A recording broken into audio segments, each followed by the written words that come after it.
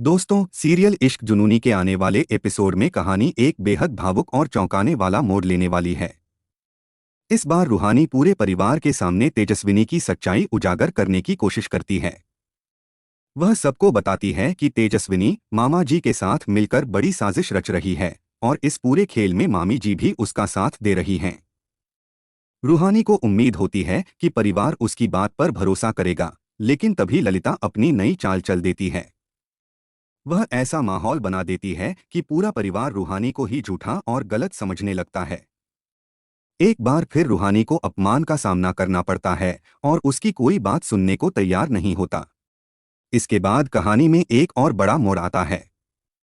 रूहानी किसी तरह पैसों का इंतजाम करके गुरु के पास पहुंचती है। वह गुरु को मंडप में जाने से रोकते हुए कहती है कि जिन पैसों की वजह से इतनी बड़ी परेशानी खड़ी हुई थी, वे पैसे अब वापस आ गए हैं। जैसे ही गुरु पैसे देखता है, उसके चेहरे पर उम्मीद की एक किरण दिखाई देती है। उसे लगता है कि शायद अब वह अपनी कंपाउंडर यानी रूहानी से हमेशा के लिए अलग नहीं होगा। लेकिन ललिता फिर से ऐसा दांव खेलती है कि पूरा मामला पलट जाता है।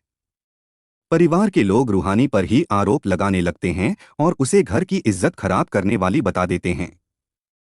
बेबस रूहानी वहां से जाने लगती है, लेकिन गुरु उसे रोक लेता है। गुरु का गुस्सा अब सातवें आसमान पर पहुंच चुका होता है।